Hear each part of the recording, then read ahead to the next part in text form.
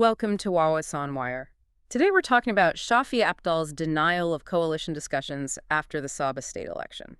So, the Sabah state election. It wasn't just a vote, was it? It was this incredible, high-stakes political drama that unfolded over, 48 hours. It really was. The moment those results started trickling in, you could just feel the tension. Exactly. Because you have 73 state assembly seats, which means you need 37 for that simple majority.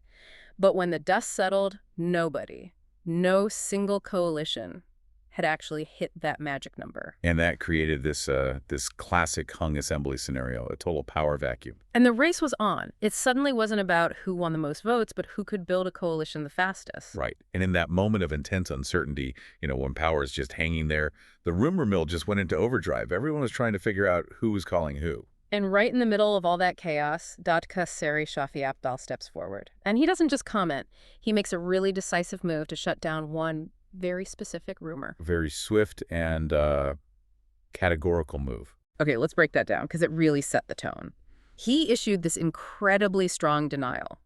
He came out and said, point blank, he did not contact Barisan Nasional to talk about forming a government. Yeah, and it wasn't a soft denial either. It was forceful. Yeah. He was emphatic, and he didn't just limit it to the hours after the election. Right. He expanded it. He said he had never reached out to any other party, not during the 2 weeks of campaigning. And certainly not as the votes were being counted.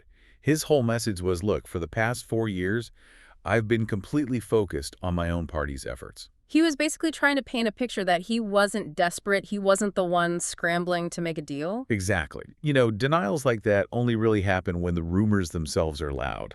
And in this case, they were deafening. So why was that specific rumor, Shafie Apdal reaching out to Barisan Nasional, why was that so believable to so many people? Well, it really boils down to his political history. You have to remember, Shafie Apdal isn't a stranger to the components of Barisan Nasional. He's a former United Malays National Organization deputy president. So the old connections are still there, even if they're political rivals now. The connections run deep, and the sources were suggesting he was in direct talks with the Sabah United Malays National Organization chairman, Bung Mokhtar. In a situation like this, those old ties suddenly become, your most valuable asset. And the coalition they were supposedly trying to build, get this, it wasn't just a simple two-party deal, it was much more complex. Oh, it was a very ambitious plan. The rumor was a new government involving Barisan Nasional, the United Progressive Kinabalu Organization, and this is the critical part, Pakatan Harapan. And the idea was that Shafie Apdal would lead this incredibly diverse group as chief minister. Which is just remarkable when you think about it. A former UMNO leader heading a government that includes their biggest national rival, Pakatan Harapan. It shows you just how quickly those ideological lines can blur when power is on the line. So while all this public drama is unfolding with the denial, in the background, Gabungan Rakyat Sabah was playing a completely different game. A much more efficient game. They weren't focused on press statements. They were focused on simple math. Right. The denial was political theater. The reality was GRS was already locking down the numbers. They knew whoever got to 37 first wins. Period. And their starting number was? Well, it was a challenge. They only won 29 seats on their own. So they were 8 seats short of a majority. That's a pretty big gap to close. It is. But they moved with incredible speed and precision. They managed to secure the support they needed almost overnight. Okay, so where did those 8 seats come from? Well, first, they got the 5 winning independent candidates to come on board. Yeah. In any close race, that's always the Kingmaker block. The most valuable pieces on the board, yeah. Then, they pulled in 3 candidates from the United Progressive Kinabalu Organization. Wait, the same United Progressive Kinabalu Organization that was part of the rumored Shafie Apdal coalition? The very same one. And not only that, they also got the single winning candidate from Pakatan Harapan to back them. Wow. So the very parties that were supposedly in talks with Shafie, they ended up backing the other side. It tells you everything you need to know about how quickly loyalties can shift when a government needs to be formed. On top of that, Sabah, with its 2 seats, also declared for GRS. So suddenly, they weren't just at 37, they were comfortably past it. And just like that, the uncertainty was over. Correct. The Gabungan Rakyat Sabah chairman, Datuk Seri Haji Nur, was sworn in as chief minister very quickly after that support was confirmed. the power vacuum was filled. So once the new government was in place, Shafie Apdal's tone shifted again. He went from denying rumors to offering a much deeper critique of this new GRS Barisan National government. Yes, this is where he really lays out his core political philosophy, the one he's been pushing for years. Which is this idea that Sabah should be governed only by local parties. Exclusively by local parties. Yeah.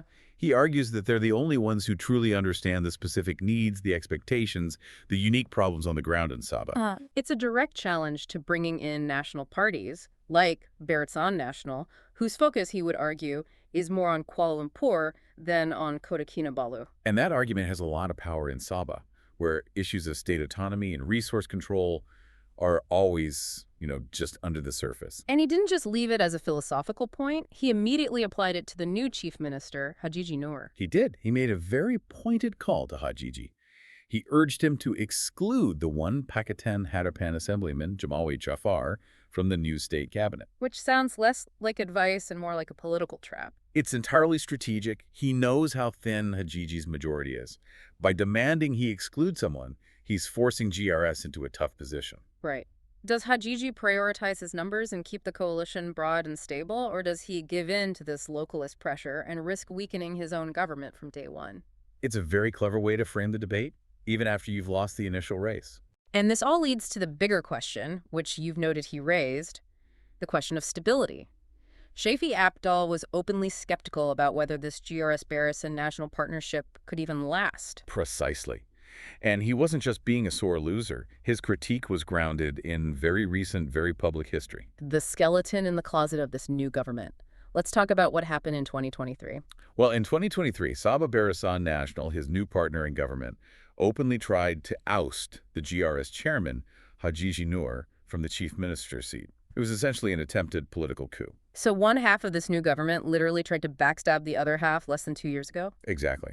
And now they're supposed to govern together. The trust deficit there is, well, it's massive. You have to imagine being in that state cabinet. Every decision, every budget allocation, you'd always be wondering what the other side's true motive is. And Shafie Apdal just poured salt in that wound, didn't he? He posed a very direct, very provocative question. He did. He essentially reminded everyone of that history. He said something like, I know the previous GRSBN government did not last too long. Do you think this will last another 5 years? That's a question that hangs over everything. So for you, the listener, given this history of political backstabbing, is Shafie Apdal's warning justified? Or is this just typical political maneuvering after a loss? I think it's absolutely justified. The warning is based in fact. This government may have the numbers today, but its key components have a very fresh track record of trying to destroy each other. The challenge for Haji Noor isn't just governing Sabah, it's managing a cabinet where his partners are also his very recent, very bitter rivals. So we started with the denial of backroom deals, but we've ended with a government that is itself a deal born purely of necessity. The real question isn't just whether it can last 5 years. No, the real tension is whether Shafie Apdal's constant strategic push for purely local governance will eventually resonate more than the need for a fragile, politically convenient coalition. That's the clock that's now ticking in Sabah politics. And it's one everyone will be watching. Remember to like and subscribe for more videos like this.